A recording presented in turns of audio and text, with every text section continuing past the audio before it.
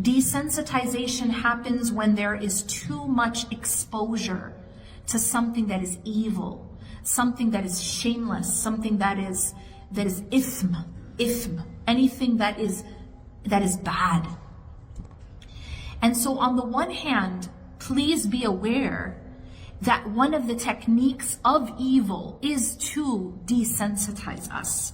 Desensitize us through repeated exposure.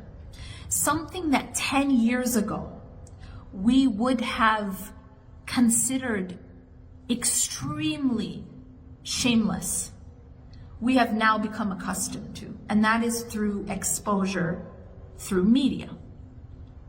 And you guys can think of many examples of that. So first of all, there is we have to protect our hearts from desensitization through repeated exposure. What does that mean practically? It means that we have to guard our eyes. It means we have to guard our ears. It means we have to guard our tongue in order to protect our hearts. Let me break down what that means. When you are not filtering what you take in. Now I want you to think about the body for example. Imagine that you have very dirty water and you're drinking that water every day without any filter. What's going to happen over time? The impurities of the water are going to affect your insides, right? Simply put. That's exactly what happens to the spiritual heart. If we are not filtering what's coming in, if we are not filtering what's coming in through the openings to the heart, what are the openings to the heart? The eyes, the ears, and the tongue. This means we have to be very, very mindful what we are looking at, what we are reading, what we are watching, what we are hearing, and what we are speaking. Because all of that is input to the heart. There are several reasons why overwhelm can happen.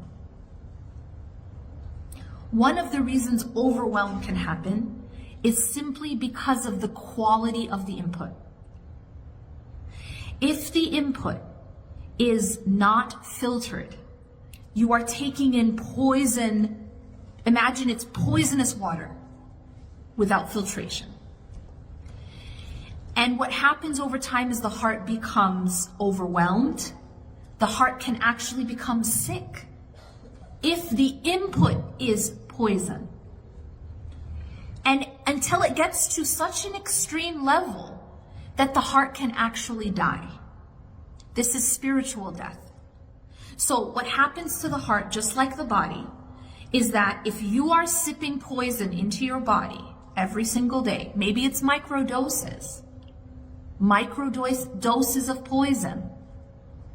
If you're sipping it into the body, over time, what's going to happen to the body? It will first become weak.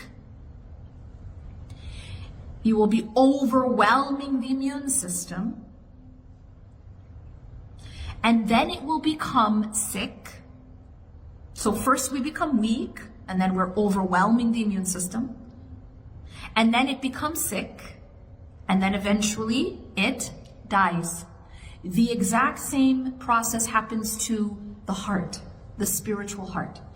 If we are sipping poison through our eyes, what we are inputting, it goes directly to the heart.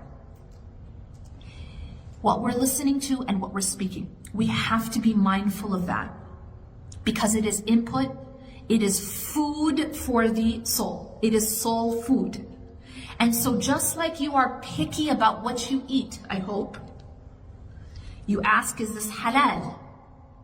You ask, maybe, is this organic? But at least you ask, is this poison? Yeah? We're not going to drink the same liquid that we use to clean our bathroom. Everyone agree? You seem unsure? You agree? We are picky about what we drink, what we take in. We are not going to drink Drano but we're going to use it for what it's needed for. So this is how we must treat our heart when it comes to input. It's not okay to just input anything. We have to start to be very, very careful. Just like you are careful not to drink poison, just like you're careful to read the label. Make sure you're not drinking cyanide. Make sure it doesn't have rat poison in it before you drink it. You have to be just as careful with your media input. With your media input. This means social media, for sure, because that's what we're using, that's what we're drinking most. That's what we're eating most. You have to be very, very careful to tailor your news feed. Train your algorithm.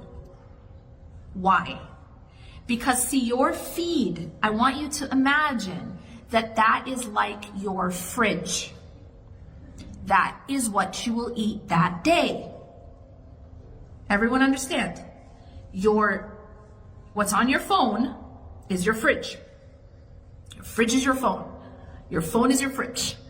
And so whatever is on that feed that you are reading, that you are watching, that you are listening to, and then you are talking about, that is the food in your fridge. That is the drinks in your fridge. You have to make sure you're cleaning it out. You have to make sure that there are not bottles of poison in your fridge. You have to make sure that what you're eating is not covered with mold. Is everyone understanding this? How does that apply to what's happening today? Well, there is a whole spectrum here when we talk about soul food and heart food, okay? On the one hand, there is healthy food. Food that will nourish your soul, will nourish your heart, will nourish your body, right? And that is what you want to fill your fridge with. This is your media fridge. Is everyone following? So that is things that are going to empower, that are going to purify, that are going to strengthen, that are going to grow. And you have to be very conscious of what that content is. This is the content of your fridge, not just the content of your phone. Then over here on the spectrum, we start to get into useless things. So maybe we'll call this junk food. So you have the healthy food, which is like the organic. And then you have useless things. This is the junk food of the soul. There is junk food for the heart and soul. Also in our media. What is that? Well, we'll call the junk food the useless stuff. Maybe this is just people talking about fashion all the time. Maybe this is 10 million ways to, pin your hijab, or how to wear your hijab, or how to wear that, or how to wear this, how to, put your makeup on, etc., etc. Now, while that is not going to kill you, right? A bag of Doritos isn't going to kill you, but it's not nourishing either. And so what you have to do when you're sort of designing your fridge, you're tailoring what's in there, is that you have to, just like you would want for your body to sort of minimize the junk food. It doesn't mean it's haram. It's not haram to eat a donut, but it's not healthy either. And over time, too much of it will do what? It will make you weak and sick. Does that make sense? So just being mindful that there is an element of healthy input that we have to increase. And by the way, I say this because we have to be conscious. If you are passively ingesting media, please know that you are ingesting poison and you are ingesting a lot of junk food, if you're passively ingesting, you're like, oh, whatever's in the fridge, oh. You know what I mean? No, you can't do that. You have to actively tailor what's in your fridge, or else you will be passively taking in poison along with junk. Okay? So in the junk category, we said that the healthy category is something that enriches your soul, something that reminds you of your purpose, something that reminds you of Allah and His Messenger, something that reminds you of the hereafter, something that reorients you, something that purifies you, reminds you of what will nourish your heart and your soul. So we understand that. Now in the junk category, these are things that are just dunya. And I gave some examples. Now, like I said, these aren't haram. These aren't haram. But excessive junk food will be harmful, especially when there isn't real good food, right? If all you're eating day and night is Doritos and potato chips and candy and donuts, and that's it, and there is no healthy food, you're not going to be healthy. I mean, it's really simple. Does that make sense? And so we have to be mindful that the media we take in, because this is our food, and we are what we eat. I need to emphasize, we are what we eat. What we eat, what we focus on, actually becomes what we are. Let me give you an example. So they find in studies, that when people consume, especially when they looked at studies with teenagers, and when teenagers are consuming more social media, by and large, there are certain outcomes. So the more social media, the more they are seeing things like anxiety, depression, suicidality, being dissatisfied with their own body, being dissatisfied with their own life. So there is a connection between this input and how their actual state. Why? Well, because if the input is all dunya, mixed in with some poison, we'll get to that. But I'm talking just dunya at this point. I'm talking like nothing haram, but all just fashion. Nothing haram, but just fashionistas, influencers eating a burger, right? Or, going to Dubai. And that's it. And that's it. Or fashioning their hijab in this way and that way, and I'm, again, this is not haram. This is just Doritos. it's just donuts. And I would say that there is some level of it that is gonna get more harmful. But I'm talking the cleanest of it, where it is just dunya.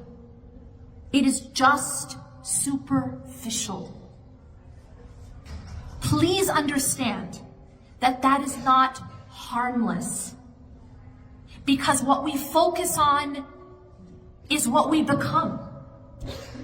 And I'll tell you why that happens. Here is the mechanism. What you focus on grows. What you focus on grows. So now I want you to imagine that your focus is Dubai blink. All right?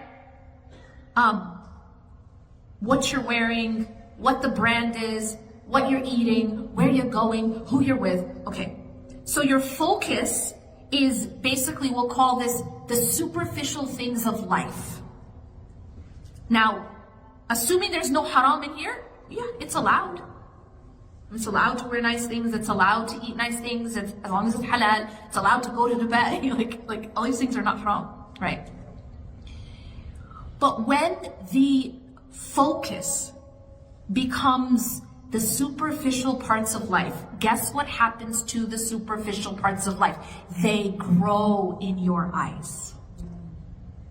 And when I say they grow, I don't mean you get more blank. No, you don't. They grow in importance in your eyes. They grow in importance. All of a sudden, what kind of car you drive becomes more important if that's what you're focused on.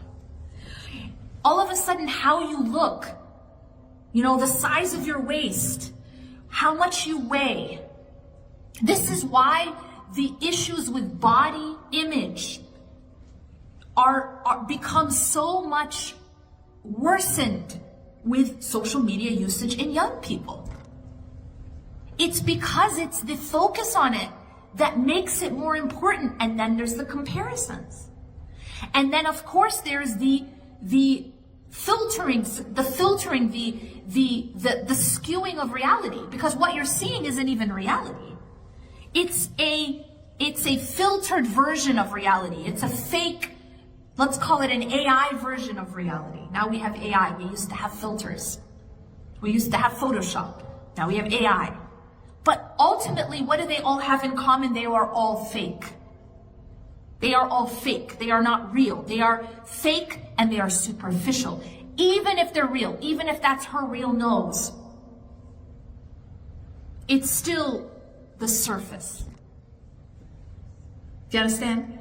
So it's even if it's not fake, even if it's real, it's still just the surface. It's still the superficial part of dunya.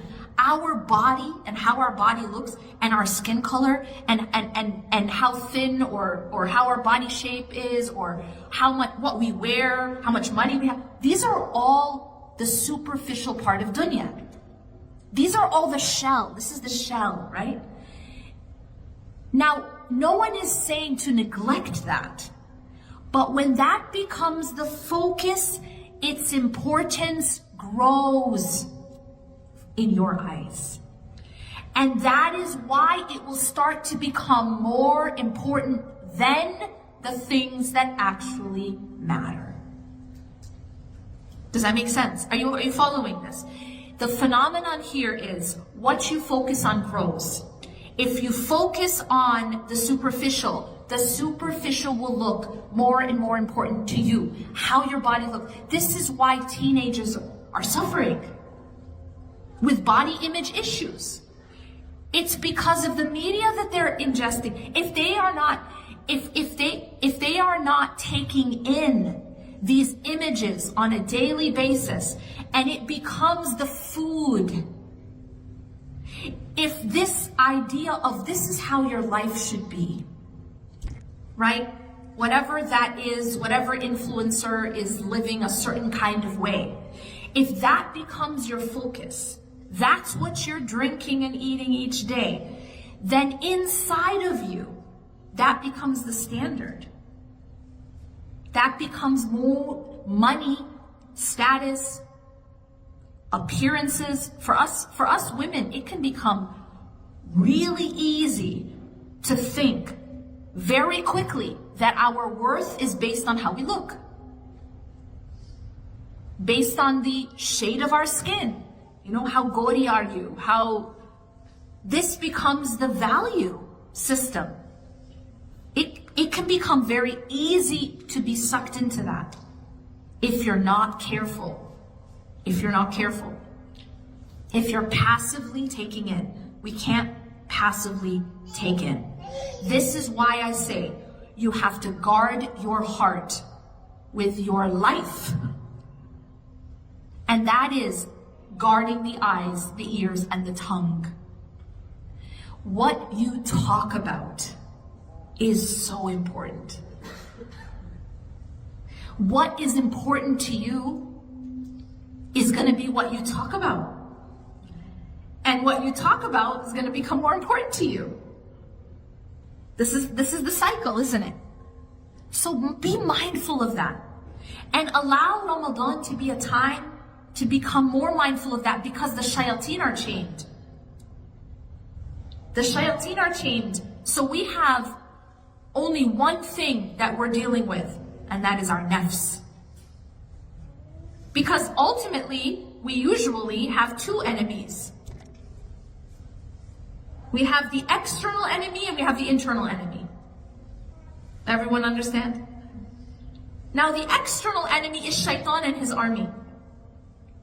But we also have an internal enemy, and that is our own nafs. That is our lower self. That is our desires, our hawa. So in Ramadan, so 1 month out of every year, Allah chains up the external enemy. Allah ties him up. So now we are left to confront what? The internal enemy. That's our nafs. That's our nafs. And when we fast, by the way, this is one of the best ways to tame the nafs. Fasting tames the nafs.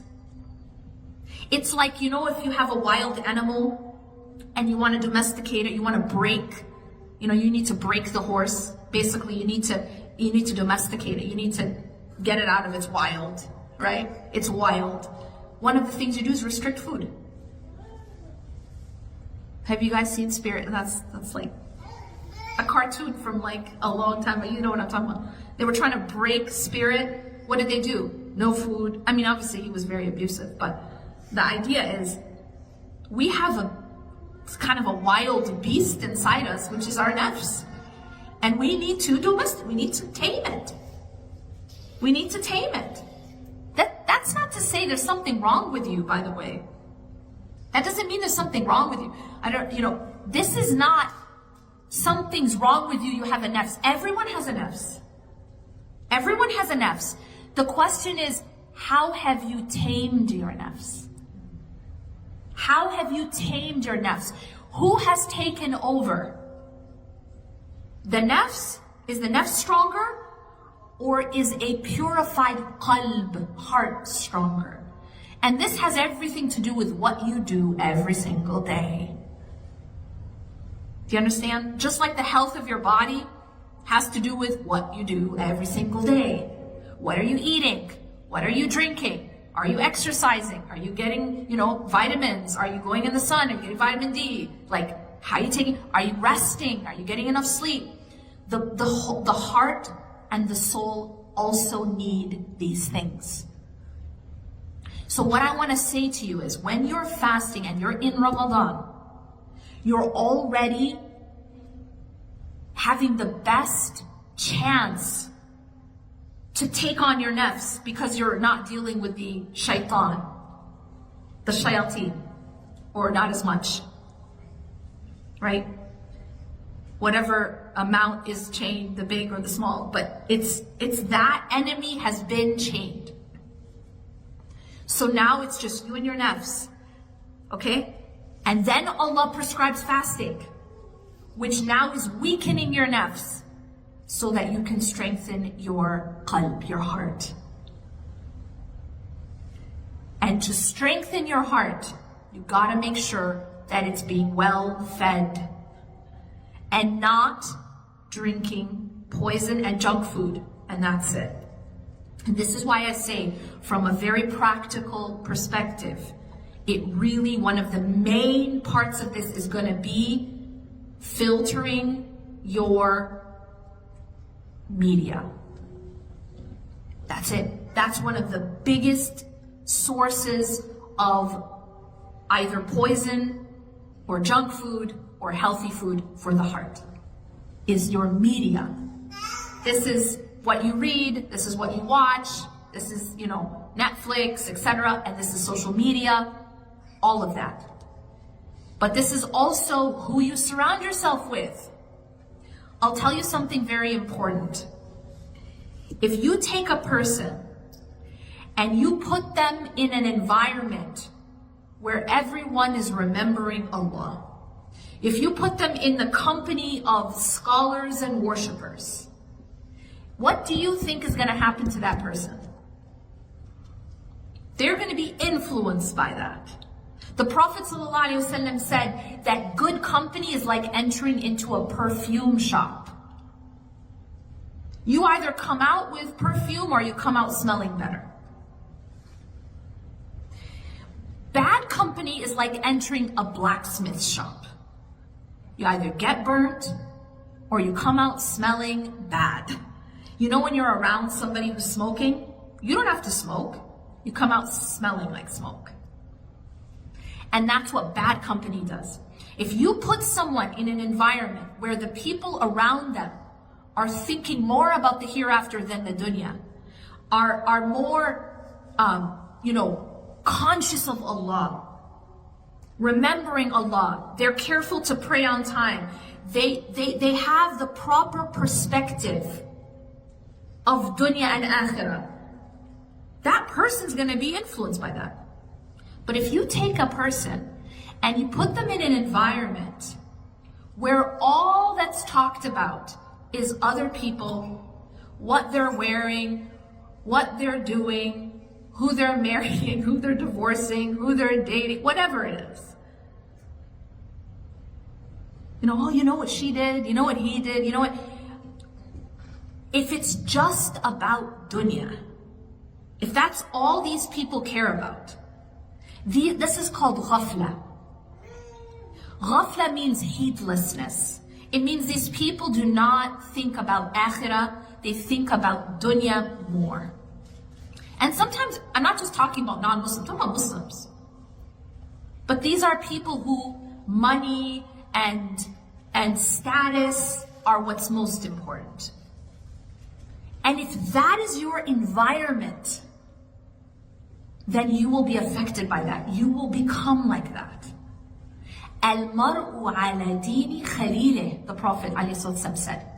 A person is not just like their friend. A person is on the deen, the way of life, the deen of their closest friends or their closest companion. This includes who you marry, by the way. This is why it's very important. See, if you marry someone who has certain habits, you are affected by that. If your spouse smokes, even if you don't smoke, you're going to be affected by it. It goes in your lungs and it goes on your clothes. Same thing with spiritual habits. Same thing with salah habits. Same thing with everything. So al-mar'u ala dini khalil means you have to be very careful who you take as a khalil. You have to be very careful who you take as your closest companion. That is in terms of your social network, your social circle. That is in terms of your spouse. And that is in terms of your online community. Your media usage. Does that make sense? Al-mar'u ala dini khalil. I've even noticed this. Have you guys ever noticed, I don't know if you've noticed this phenomenon, when someone grows up and they have like a hero growing up, like maybe it's a sports hero, or maybe it's like a celebrity, but like this person like obsessed with this. I'm not just talking about like they like them, but they're like, my hero is like it used to be like Kobe Bryant or something, like basketball, right? Or whatever. And for some people, it's maybe like someone from history, like Salah ad-Din al-Ayyubi, or the Prophet sallallahu alaihi wasallam, or Sheikh Abdul Qadir al-Jilani, and what I've noticed is that they start to resemble that person. Like they've read about them their whole life, or they've watched them their whole life. They almost like subconsciously start to mimic or actually take on their qualities. And I've seen this. I don't know if you guys know what I'm talking about. They'll start to have mannerisms like them, they have qualities like them. Subhanallah. So, al-mar'u ala dini khalileh, it can also apply to who you take as your heroes. Who are your heroes? Even if they're dead. But you take them as your hero. This is what it means to take the Prophet ﷺ as your mentor and hero. You can actually take on his qualities. And you start to want to emulate him the more that you take him and you read about him and you know what I mean? You become fixated on him as a personality. But this can also happen with other personalities. So we have to be very, very conscious of what we're taking into our hearts. Now, why does overwhelm happen? Overwhelm can happen because of, one, repeated exposure can desensitize, but overwhelm can also happen when we have the wrong focus. Now this can apply, now I've told you there's a spectrum, right? You have healthy food, you have the junk food, and then you have the poison. You have the poison. Now some people, their fridge has just junk food and poison. That's it. They have a bunch of bottles of cyanide, a bunch of, food that's covered in mold, stuff that when they eat, it's actually poison. And then junk food in between. What are the things that are poison for our heart? Obvious things, anything that we look at that is of the haram. Anything we listen to of the haram. Anything we talk about of the haram. These are more obvious. These are poisons for the heart. Obviously this means, pornography, hearing, seeing, anything that is forbidden by Allah subhanahu wa ta'ala. It is poison for the heart. Allah tells us to guard our eyes because guarding our eyes is guarding our heart. Okay? But there are other things that can act like poison for the heart. And that is really, you have to be very careful not to spend too long focusing, reading about, thinking about evil. Does that make sense? Evil. The Epstein files are evil. I can tell you right now that if you were to sit and just go into a rabbit hole, it will affect your heart. Because what we focus on grows. First thing that will happen when you focus on negative things, when you focus on evil things, when you focus on the bad, evil parts of this world, the first thing that will happen is it will grow in your eyes. What does that mean? First is it will look bigger than it is. Listen carefully. Let me give you an example. If someone is always watching news about shark attacks, so their search engine is filtered to give them every single incident of shark attacks every single day. It could be on the other side of the world. We weren't supposed to even know about that. But you have filtered your notifications to get every shark attack and then describe it in intricate detail. And that is what you're reading every single day. Do you know what's going to happen inside your mind and inside your heart? You are going to start to think that around every corner is a shark. You're going to think that shark attacks are happening every minute. At any moment, you or your family will be attacked by a shark. And this is a psychological phenomenon. Why? What you focus on grows and you start to see it bigger than it is. And one of the reasons this happens, this is neuroscience now, okay? The things that we focus on that become very, very important to us, there's a part of the brain called the reticular activating system. And the reticular activating system, what it does is it scans the world to look for that thing. Do you understand what that means? It means that if you're in the market for buying a red car, all of a sudden you're gonna see every red car in the world. whereas you normally wouldn't. And you're not going to see the blue ones. And you're not going to see the yellow ones. And you're not going to see the white. You're only going to see the red. Why? Because of the reticular activating system.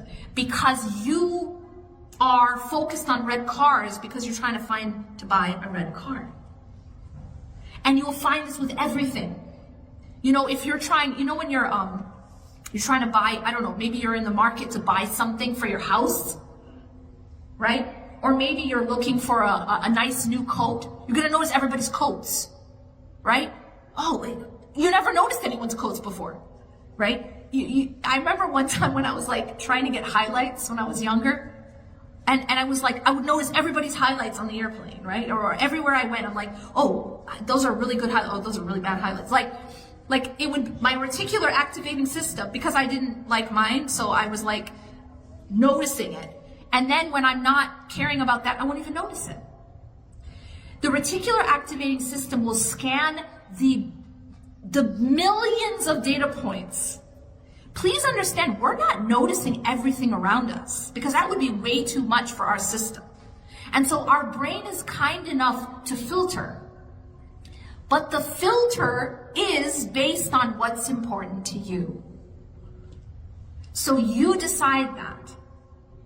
If you focus on evil, if that becomes what you're that is where your fixation is. Oh my God, look at all this evil in the world.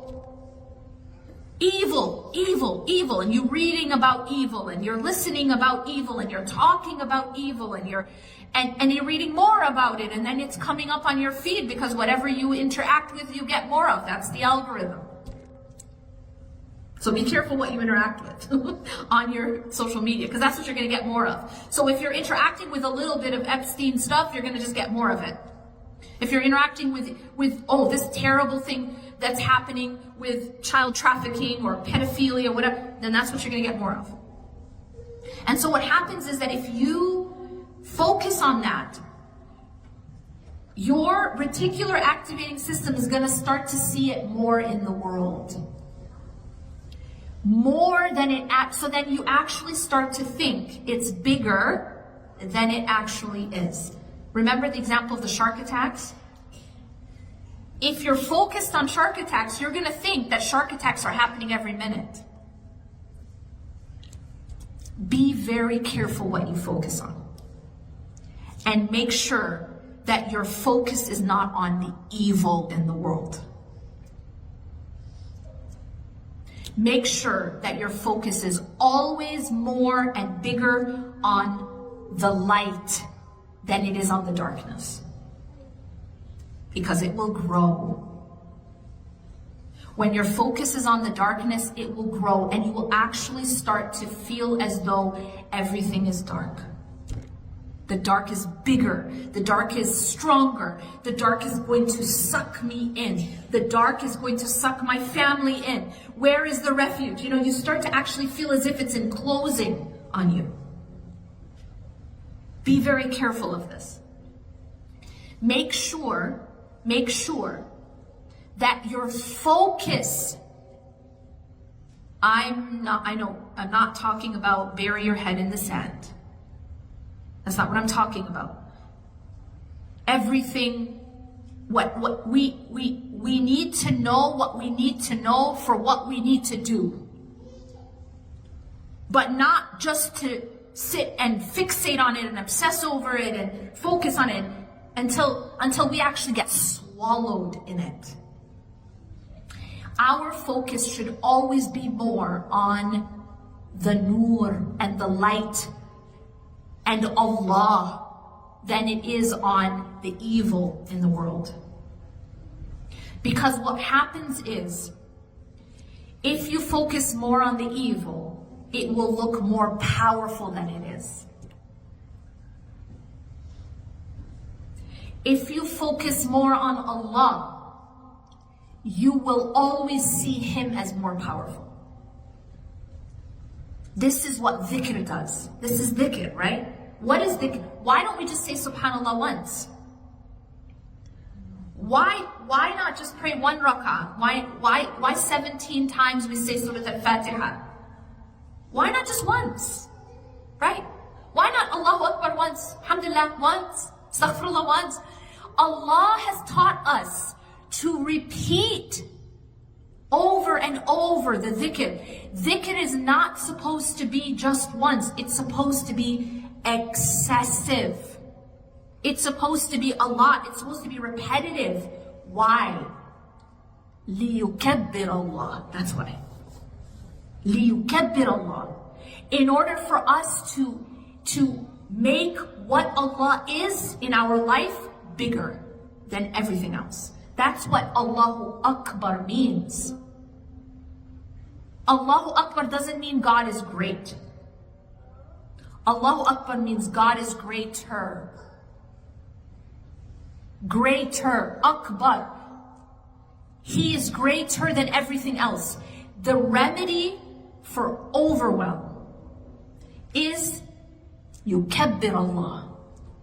Is make Allah greater. That's it. Make Allah greater. Make Allah greater than the evil in the world. Make Allah greater than your pain. Make Allah greater than the plots and the plans of Shaitan and his army, which Allah already warned us about, which Allah already prepared us for. This is the thing Allah has told us again and again and again in the Quran, that Shaitan is an enemy. Take him as an enemy. Know what he is. Inna shaytana kana lil insani aduwwa. Like, please understand, Allah's already prepared us. Allah's already told us Shaitan is real. And guess what? There's something called, listen carefully, Hizbu Shaitan. There's something called the army of Shaitan. So why are we surprised that there are shayateen of jinn and ins, that there are shayateen of humankind as well? We already knew that. Don't be shocked. Don't be shocked by that. Don't be shocked that they want to go after children. Of course Shaitan wants to go after children. Is anybody shocked? Of course the hizb of Shaitan want to go after children. I'm not shocked by that. Because he's Shaitan and this is his army. These are shayateen in the form of human beings. So why am I surprised? No, I shouldn't be surprised. But what I should be is making sure that I have the proper focus and I have the proper protection. And that protection and that focus is only Allah subhanahu wa ta'ala. Do not fall into despair by focusing on the darkness. It will look bigger than it is and stronger than it is. Nothing is stronger than Allah subhanahu wa ta'ala. Allahu Akbar. Like, do you understand how powerful that is? Every single day, how many times do we say Allahu Akbar? Allahu Akbar. Like, just to pray your fara'id, how many times do you have to say Allahu Akbar?